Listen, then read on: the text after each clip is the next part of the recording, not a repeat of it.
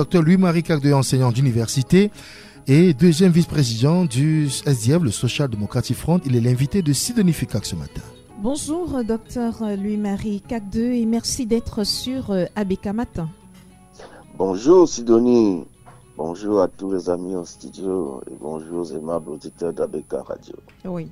La loi numéro 2014-014 du 18 juillet 2014 a autorisé le président de la République, son Excellence Paul Biya, à ratifier l'accord d'étape vers un accord de partenariat économique entre la communauté européenne et ses États membres. Le décret entérinant cette ratification a été signé par le président de la République le 4 août 2016. Et l'on parlait des accords de partenariat économique de 2016 à 2024, soit 8 ans après. Peut-on dire que c'est un flop, cette signature des accords de partenariat économique pour notre pays?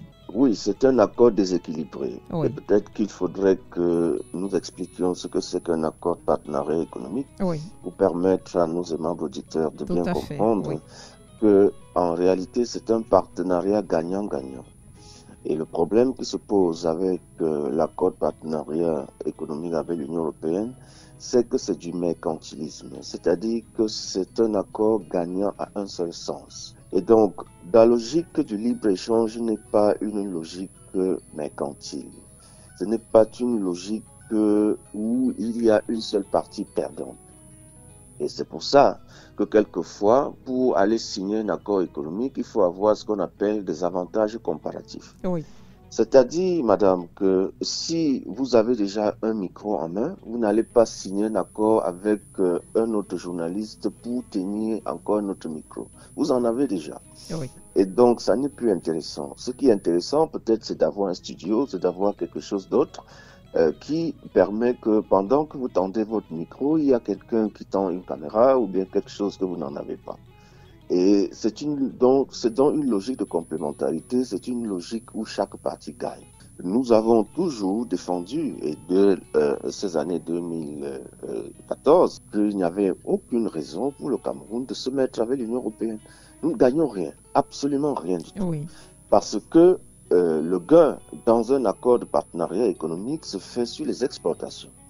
Or, nous exportons des matières premières, certes, pour avoir ce qu'on appelle des devises et tout ça, mais en réalité, ça ne permet pas de compenser ce que nous importons. Et donc, pour qu'un accord économique soit équilibré, il faut qu'il y ait une espèce d'équilibre entre les importations et les exportations. Quand vous exonérez, vous ouvrez les barrières douanières et donc vous exonérez tous les produits en provenance d'un espace commercial droit de douane, vous compensez ça comment? Et le déséquilibre est aussi au niveau de ce que il y a encore beaucoup de barrières non tarifaires à l'entrée du marché européen. Et cela est même monté d'un cran maintenant avec ce qu'ils ont mis comme taxe carbone. C'est quoi les barrières non tarifaires? C'est que si vous voulez vendre vos ananas en Europe, vous ne pouvez pas le faire librement, madame. Oui. Parce qu'ils vont vous imposer des tailles, des grosseurs, des couleurs, des choses comme ça qui finalement n'ont strictement rien à voir avec la qualité du produit, mais qui sont en fait ce que nous on appelle des mesures protectionnistes. En fait, on ne vous dit pas que vous ne pouvez pas, mais on vous met des conditions qui vous poussent à ne pouvoir exporter que les résidus de votre production. Quand on vous met le type de mangue, la grosseur qui doit être exportée dans la zone de l'Union européenne, vous êtes d'accord avec moi que ce type de mangue au Cameroun, nous on n'a pas ces mangues qui ont ces grosseurs. Et donc, nos mangues vont pourrir alors que nous pouvons exporter. Et donc, c'est un peu ça la situation. Et donc, le Cameroun n'en tire strictement rien. Alors, ce qu'on a même observé, c'est que les exportations vers cette zone-là ont plutôt baissé. Et c'était quoi? C'était des matières premières comme le bois, etc. Or, ce n'est pas ça que nous voulons exporter, le bois. Nous voulons que les opérateurs économiques que vous pouvez être et que chaque citoyen peut être puisse pouvoir produire au Cameroun et vendre ailleurs et aller vers un marché. Nous voulons pouvoir, dans un accord économique, ouvrir le marché aux activités économiques du Cameroun. On ne l'a pas fait. Et pour que ce soit tout à fait rentable, il aurait fallu quand même qu'il y ait un excédent sur des produits faits au Cameroun. Et donc, nous avions dit dès le départ que cela ne servait strictement à rien. Parce que quoi? Parce que le Cameroun est déjà en déficit. Oui. Et donc, nous n'avons même pas déjà suffisamment pour manger chez nous et pouvoir exporter l'excédent. Au moment où on négociait cet accord, il y avait quelques rares secteurs excédentaires comme le secteur avicole. Et donc, vous regardez aujourd'hui, vous dites, est-ce qu'il y a encore au Cameroun un seul secteur excédentaire? Vous dites non. Et ce serait une catastrophe que, par exemple, d'exporter le peu que les Camerounais mangent, comme le mil ou le sorgho. Si vous allez négocier dans la partie septentrionale du Cameroun, qui est déjà frappée par la famine, où on vous dit que 36% des enfants souffrent de la malnutrition, vous allez déjà là-bas ouvrir les frontières pour permettre que le peu de production, on est en situation de sous-production, on est en situation de déficit. Et donc, permettre que le peu de production qu'il y a dans cette localité soit absorbé et exporté, c'est une très mauvaise décision économique et c'est une très mauvaise décision sociale. Et donc, ce n'est pas ce qu'il faut faire. Et c'est ça le problème. Et donc, qu'est-ce que nous observons aujourd'hui? Nous observons que sur le marché camerounais, le tissu économique est entièrement détruit. Le tissu économique local. Parce que les produits locaux ne sont pas compétitifs et ne peuvent pas être compétitifs. Si vous ouvrez une petite entreprise au Cameroun aujourd'hui, ce qui se passe, c'est que c'est envahi par les produits importés. Et ces produits importés qui sont subventionnés à la production, c'est-à-dire par exemple que dans la zone de l'Union européenne, le maïs est subventionné à la production. Le paysan européen a une subvention, c'est-à-dire que l'État supporte des charges pour sa production. Ensuite, ce maïs subventionné à la production est subventionné au transport. C'est-à-dire que l'État français subventionne le transport d'un maïs produit en France jusqu'au Cameroun. Et ce maïs est encore subventionné à la douane. Ce qui veut dire que ce maïs entre au Cameroun sans payer un seul franc. Et c'est ce maïs qui est en compétition, qui est une compétition déloyale avec le maïs camerounais non subventionné nulle part. Voilà le problème. Et donc, c'est un problème de concurrence déloyale. C'est pour ça que les productions camerounaises ne peuvent pas prospérer. Et c'est pour ça que le peu de personnes qui s'intéressent à la production locale abandonnent, puisqu'ils ne peuvent pas être compétitifs avec les produits étrangers. Oui. C'est pour ça que nous avons nos entreprises nationales qui, au lieu de profiter de notre marché, sont en plein déficit, sont même en faillite. Si je parle de SICAM dans le textile, c'est le cas. Comment SICAM fait pour être compétitif lorsque SICAM est dans un marché de textile envahi par les produits étrangers? Ce n'est juste pas possible. Et donc, c'est ça la situation et c'est une très mauvaise décision économique. Vous allez signer un accord de partenariat lorsque vous avez des avantages compétitifs. Et ces avantages compétitifs ne peuvent se trouver que lorsque vous avez un tissu économique intéressant. Docteur Louis-Marie Cacde, au 31 décembre 2023, la Direction générale des douanes a évalué la moins-value fiscale à 70,5 milliards de francs CFA pour les produits d'origine européenne et 687,4 millions de francs CFA pour les biens en provenance du Royaume-Uni. Comment est-ce qu'on peut comprendre dans l'analyse que vous allez nous faire ces chiffres? Oui, ça, ce sont des chiffres officiels que nous, on peut encore discuter largement parce que nous savons qu'au Cameroun, l'essentiel des produits ne sont pas déclarés à la douane. Donc, il faut déjà que l'on le dise. Lorsque les conteneurs arrivent au Cameroun, on dédouane ce qu'on veut et on ne dédouane pas tout ce qu'il y a dans le conteneur. Ça, on le sait très bien. Et donc, c'est peut-être les 1/10 de la réalité. C'est pour dire que le poids des produits importés sur le marché camerounais est sérieux. Vous avez dans des secteurs, ce qui m'intéresse le plus souvent, c'est le secteur alimentaire, quelquefois jusqu'à 100% de produits consommés au Cameroun importés. Oui. C'est par exemple le cas du riz. 100% du riz consommé à Douala est importé. 100%. Oui. Et donc, quand c'est comme si vous prenez le blé 100% importé, et donc il n'y a aucune chance qu'une production locale prospère. Je dis bien aucune chance. Et dans des secteurs comme le lait, on est en train d'aller vers 100%. Oui. Donc, c'est regrettable. Et donc, si on entre dans tout ce qui est textile et autres secteurs, vous allez voir que on est en train d'aller vers là. Et c'est un gros problème. Et donc, ce manque à gagner au niveau de la douane est déjà important. Parce que on va vous dire que le Cameroun exporte le bois, le Cameroun exporte l'or et des choses comme ça. Écoutez, madame, ça, c'est la plus-value de cette exportation pour notre économie est quasi nulle. Parce que, en fait, il aurait fallu, pour créer les richesses localement et créer la plus-value, que le bois camerounais ne soit pas exporté. Oui. Du moins à l'état brut. Parce que c'est une grosse escroquerie que de dire que le Cameroun a des devises. Calculons ensemble.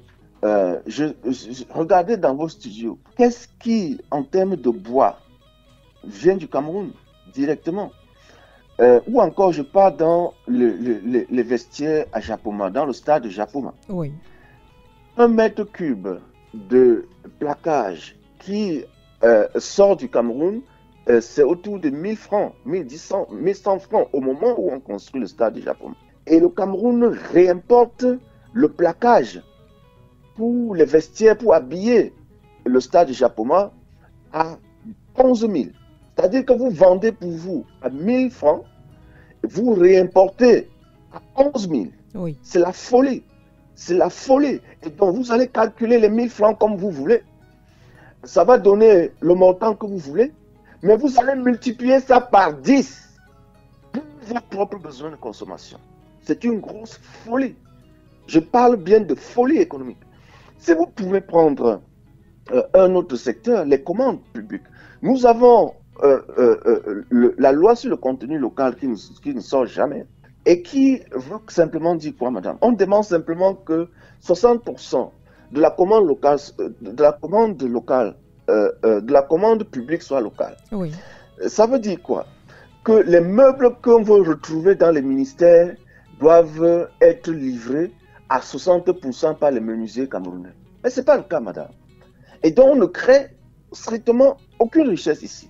Quand vous vendez le bois, pour après importer le meuble, les devises que vous avez eues ne suffisent même pas pour importer ces meubles-là, madame. Oui. Et donc, vous êtes obligé d'aller encore creuser d'autres ressources ou encore de vous endetter, comme c'est le cas pour ce qui concerne les meubles que vous avez dans le ministère. Le Cameroun s'est endetté auprès de la Banque mondiale à hauteur de 3,5 milliards dans le cadre d'un projet. Ça n'a pas de sens. Et c'est pour ça que notre pays est surendetté. Parce que le peu de choses que nous vendons ne suffit pas pour acheter nos biens et services. Et donc, nous nous endettons pour compléter ces devises et acheter. Or, on n'en a pas vraiment besoin.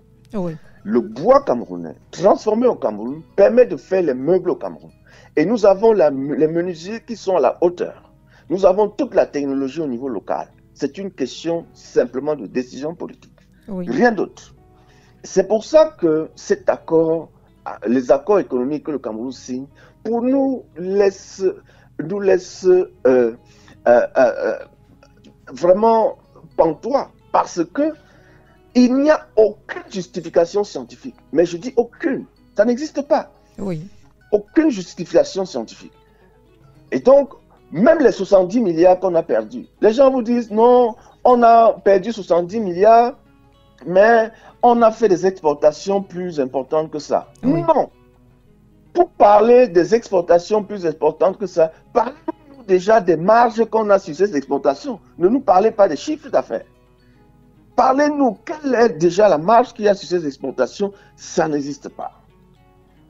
Docteur... Donc, c'est une perte sèche. pour le Cameroun. Docteur Louis-Marie Cacdeux, avec l'exonération des frais de douane sur certains produits dus aux accords justement de partenariat économique, de quoi finalement tirent les douanes leurs recettes? Pas simplement, pas surtout, sauf sur le marché européen. Oui. Et donc, il y a déjà une liste de produits, Oui. disons-le. Oui. Il y a déjà une liste de produits exonérés. Et dans cette liste de produits, on a essayé de nous convaincre que produits qui entrent, qui sont les intrants ou la matière première pour la production locale, que c'est ça qui est exonéré.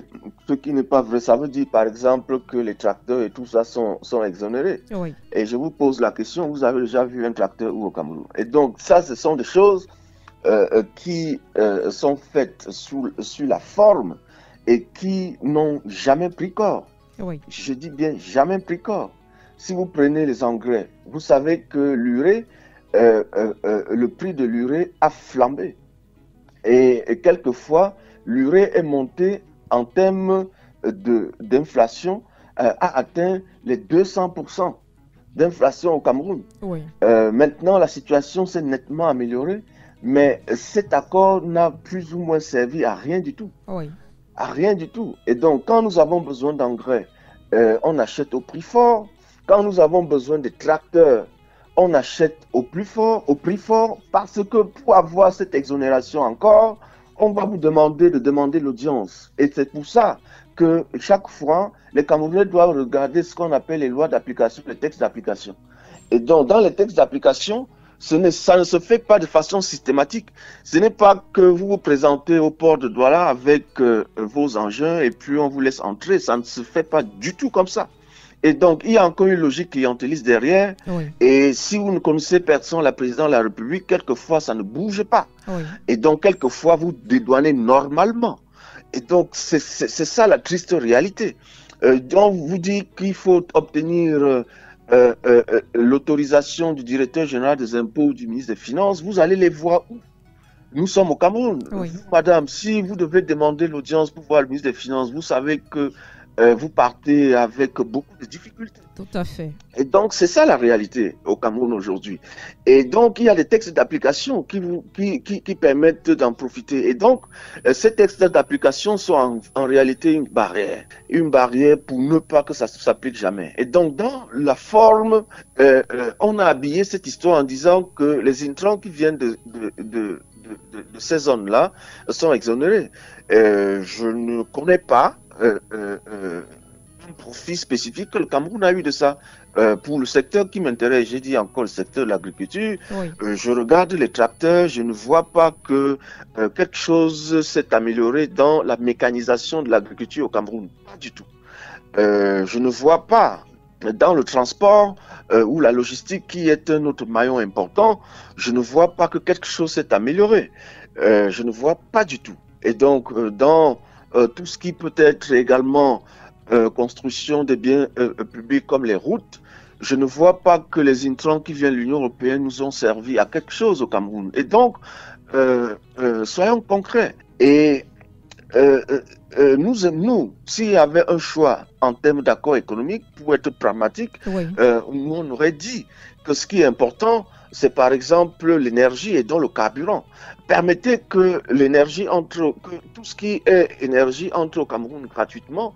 Ah là, ça peut faire sens, vous comprenez un peu. Oui. Mais j'ai déjà démontré sur ces antennes-ci que le carburant était l'un des produits les plus surtaxés au Cameroun.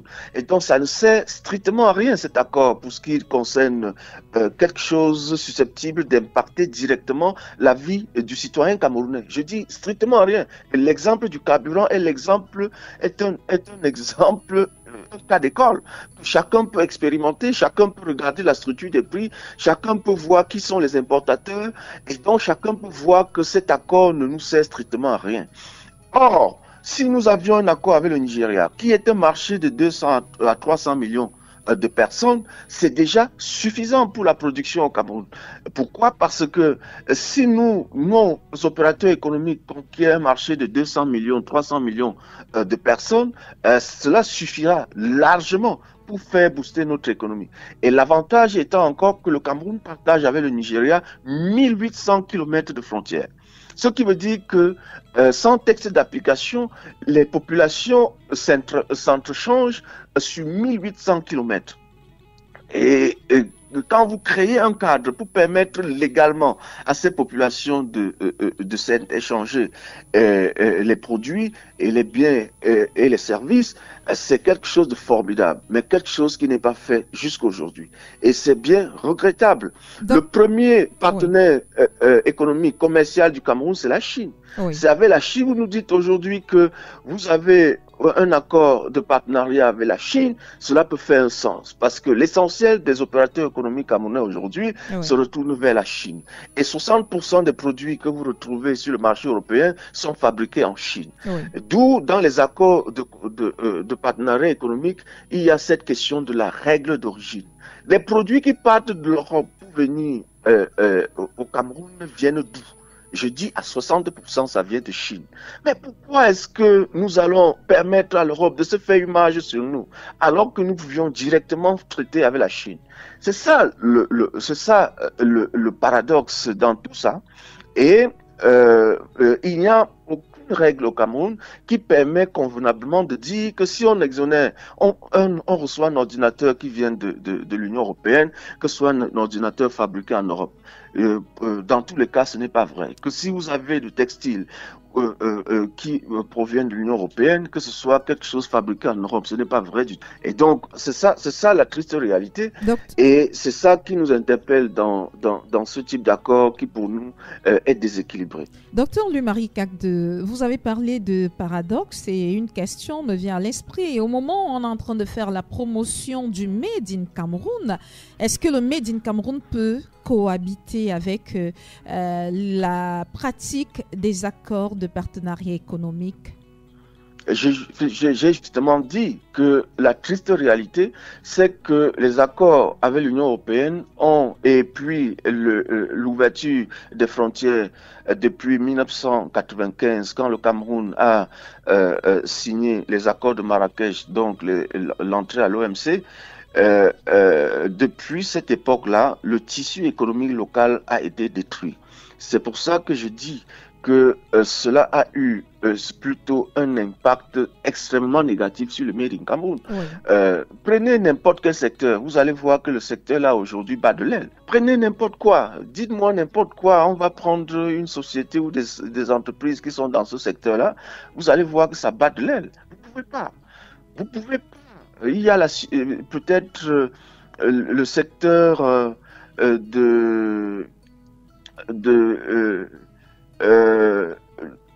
des métaux. Si vous prenez les métaux lourds au Cameroun, oui. Peut-être que ce n'est que ça qui est en excédent aujourd'hui. C'est-à-dire qu'on fait les fers à béton ou bien on fait des tôles et des choses comme ça au Cameroun aujourd'hui, oui. Peut-être c'est l'unique secteur au Cameroun aujourd'hui qui est en excédent. Mais regardez tout ce qui entre dans les biens et consommation courantes, c'est pas le cas. Et c'est bien regrettable. Si vous voulez prendre même simplement le secteur de la télécommunication, nous sommes là en ligne, vous allez voir que en réalité, il y a une concurrence déloyale.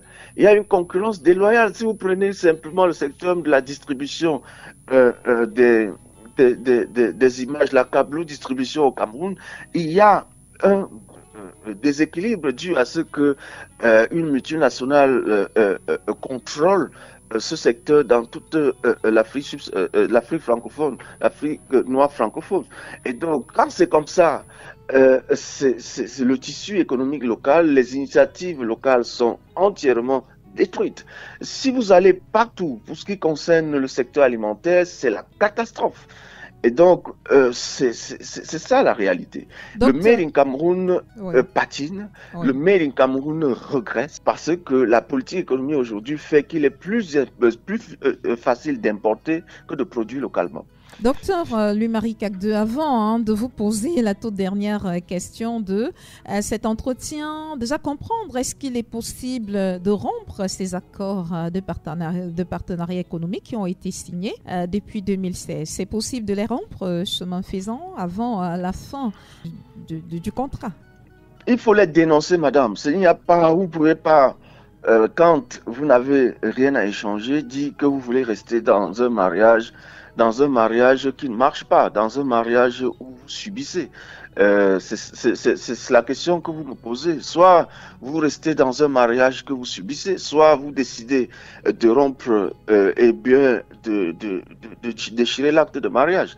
C'est ça qu'il est question. Ça nous sert à quoi de rester dans ce mariage? En fait, on subit essentiellement l'Union européenne qui nous domine sur tous les plans. Il n'y a pas un seul endroit où vous pouvez dire que il y a quand même une espèce de respiration, un peu d'oxygène, ça n'existe pas.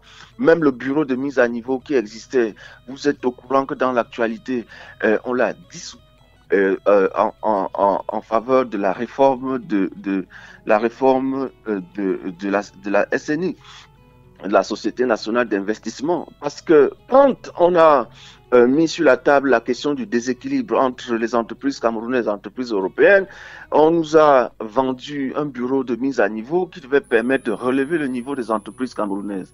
Mais ça n'a pas été fait. Ça n'a eu aucun résultat. Oui. Et donc le gouvernement lui-même a dissous ces conneries. Ça ne servait à rien. Oui. Ça ne servait à rien. C'était encore un gouffre d'argent. Et donc, dans l'actualité, ça n'existe plus. Et donc, ça veut dire aussi que cet accord a été démantelé. Cet accord a été démantelé dans le fond et que cet accord ne devrait plus tenir. Il faut simplement le dénoncer. Oui. Il faut le dénoncer, puisque le rompre ou le dénoncer simplement. Parce qu'il y a un tout petit peu de nuance, docteur Louis-Marie Cagde. Il faut le rompre ou il faut le dénoncer? Parce qu'on peut le dénoncer sans le rompre. Rompre? Non. Quand vous dénoncez un accord, ça veut dire que vous demandez que cet accord soit rompu. Oui. Que cet accord soit rompu. Voilà. Vous pouvez même décider, quand on dénonce un accord, vous pouvez même décider de ne plus respecter.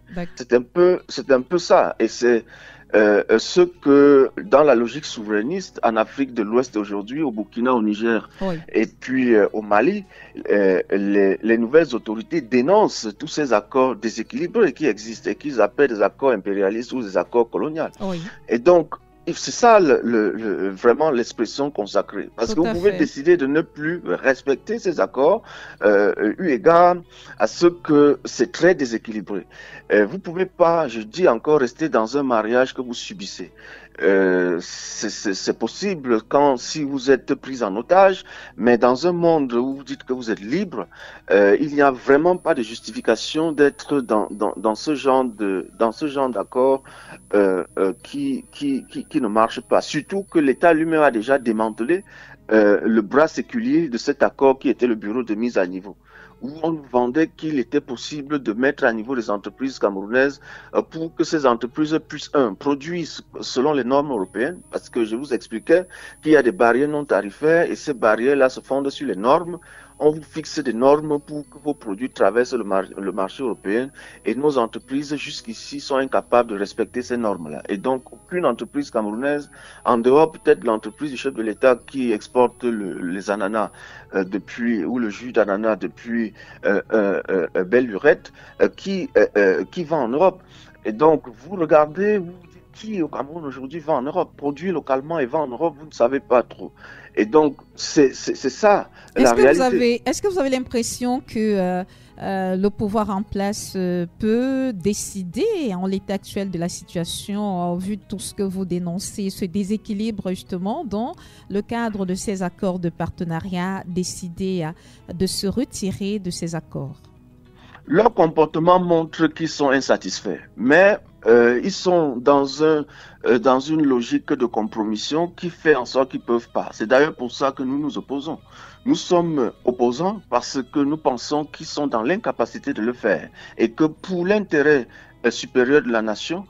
Ils devraient, s'ils ne peuvent pas eux-mêmes tirer des conclusions, tirer des conséquences, les Camerounais devraient le faire à leur place et puis leur permettre de rentrer au village, comme le chef de l'État a dit. Il faut aujourd'hui être dans la logique que nous voyons un peu partout dans la mouvance souverainiste qui envahit l'Afrique et qui se justifie par le simple fait que depuis très longtemps, cela a vraiment perduré. Il existe un déséquilibre dans la nature des relations que nous avons avec nos partenaires étrangers. Oui. Et donc, renégocier ces relations entre en droite ligne dans ce qu'on appelle les droits de l'homme, ça entre en droite ligne dans ce qu'on appelle la démocratie, et ça entre en droite ligne dans ce qu'on appelle la gouvernance. Et aucun pays normal aujourd'hui ne devrait fonctionner en marge des exigences de la bonne gouvernance. Oui. Et c'est ce qui doit conditionner notre politique ou bien nos choix de politique publique au Cameroun aujourd'hui. Le gouvernement camerounais se montre incapable, ça dure depuis 42 ans pour ceux qui sont au pouvoir, mais en réalité ça dure depuis 1960. Et il vient le temps pour les Camerounais de dire que ça suffit. Il est arrivé le temps pour les Camerounais de ne pas se mettre en marge de ce qui se passe au Burkina, au Mali et puis au Niger. Oui. Il est venu le temps pour les Camerounais de comprendre que notre pays, nous, les Camerounais, doit pouvoir changer pour notre propre épanouissement. Il est temps pour que les Camerounais comprennent qu'ils ont droit au bonheur et qu'ils ont droit à l'épanouissement chez eux et que c'est possible. Il est temps pour le Camerounais de profiter de cette catastrophe géologique qui constitue notre pays et que Dieu nous a gracieusement donné. Nous avons 5 zones agroécologiques, madame. Oui. Il n'y a pas beaucoup de pays au monde à en avoir.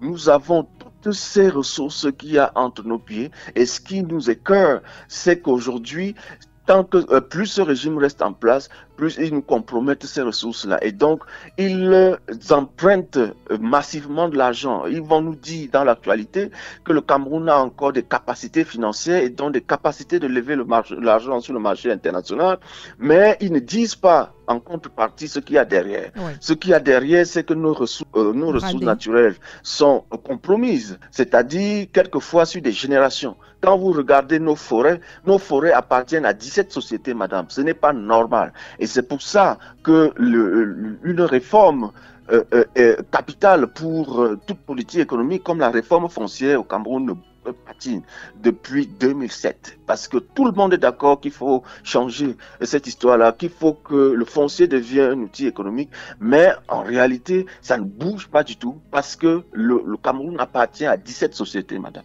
Je parle bien de 17 que l'on peut énumérer parce que chacune de ces sociétés-là a des concessions forestières que vous ne pouvez pas imaginer. Et donc, c'est ça la réalité. Et donc, si vous ne pouvez pas mettre fin à ça, parce que le gouvernement actuel a tout compromis, le gouvernement actuel est en train d'emprunter et tous nos gisements de mines qui existent sont déjà compromises pour emprunter de l'argent. Parce que vous n'empruntez pas de l'argent sans garantie, madame. Il faut dire ça, il faut que les Camerounais le sachent. Oui. Si nous sommes aujourd'hui à plus de 13 000 milliards de francs CFA d'endettement, ça veut dire que on a aussi une très longue liste de ressources naturelles que nous avons compromises pour que les créanciers continuent de nous donner cet argent. Et les créanciers vont nous faire la guerre parce qu'ils sont en train de défendre leur argent. Comprenez bien cette histoire-là, parce que vous n'allez pas prêter 13 000 milliards quelque part et les gens viennent vous dire que vous devez partir. Ça ferait escroquerie. C'est trop facile. Et donc, si vous avez investi 13 000 milliards, vous pouvez encore investir notre 13 000 milliards pour faire la guerre. Et c'est un peu ça. Nous devons bien comprendre ça et nous devons comprendre quels sont les partis souverainistes ou les candidats souverainistes. Nous allons vers une élection présidentielle. Nous, au SDF, nous avions été contre les ambazoniens parce que leur logique était encore de brader nos ressources dans le sud-ouest. On a été contre ça parce qu'ils voulaient compromettre ces ressources pour avoir de l'argent, pour arriver au pouvoir, etc. Ça ne marche pas. Et donc, on peut être à un moment donné impopulaire parce qu'on a pris des décisions incomprises, mais les Camerounais, au jour le jour, doivent comprendre qu'il y a un problème et que ce problème est un problème quelquefois d'impérialisme et que cet impérialisme nous domine, cet impérialisme nous avilit et cet impérialisme nous empêche d'être nous-mêmes, d'exister et puis de nous réjouir dans notre pays. Et c'est pour ça que nous nous battons. En 2 mots, docteur Louis-Marie Kagde, qu'est-ce que vous attendez des citoyens camerounais? L'engagement civique, l'engagement politique. C'est nous le changement que nous attendons. Ce n'est pas quelqu'un d'autre. Le Messie ne viendra pas et ce Messie-là, c'est nous-mêmes. C'est nous-mêmes qui devrons prendre nos responsabilités. Personne ne défend mieux vos intérêts que vous-même. Ce qui veut dire que vous ne pouvez pas croire que c'est quelqu'un qui devra être maire dans votre village. C'est vous-même. C'est vous-même qui devrez vous lever pour aller dire je serai maire ici. Parce que si vous êtes maire, personne ne viendra vous tromper. Oui. Mais si vous vous mettez derrière quelqu'un et vous passez votre temps à vouloir savoir si cette personne-là est crédible, madame, ça ne marchera pas. Il est venu le temps pour que nous comprenions que ceux qui nous dirigent ne nous dépassent en rien et que la seule chose sur laquelle ils nous dépassent, c'est l'engagement.